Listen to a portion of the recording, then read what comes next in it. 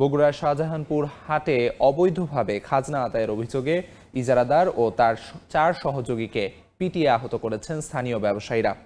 শুক্রবার রাত 10টার দিকে উপজেলার আড়িয়া ইউনিয়নের মানিকদ্বীপা সোনালী বাজার এলাকায় এই ঘটনা ঘটে। স্থানীয়দের দাবি, মানিকদ্বীপার সোনালী বাজার হাটের ইজারাদার শাহাদাত হোসেন হাটের বাহিরে গাড়ি আটকে আলু ব্যবসায়ীদের থেকে অবৈধভাবে খাজনা দাবি করেন। এ নিয়ে শুরু হয় বাকবিতণ্ডা। এক পর্যায়ে স্থানীয় আলু ব্যবসায়ী ও কৃষকরা ক্ষুব্ধ হয়ে শাহাদাতের প্রাইভেট কারে হামলা চালায়। শাহাদাত ও তার 4 সহযোগী আহত হয়। খবর পেয়ে থানা পুলিশ এসে পরিস্থিতি নিয়ন্ত্রণে আনে।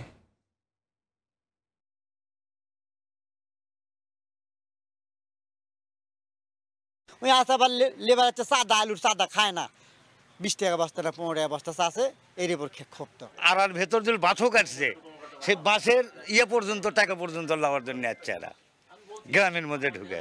আলুর দাম যদি এখন 8 টাকা নেয়, যদি এখানে সাদা দিতে হয় তাহলে ওখান থেকে 1 টাকা আরো কৃষকের কমে গেল, তাহলে কৃষক এই কারণে ক্ষিপ্ত হয়ে গেছে এদের উপর। আমি টেলিফোনে জানতে পারি যে আড়িয়া ইউনিয়নের মানিকদ্বীপা বাজারে 3 জন লোককে আটক করে মারধর করতেছে।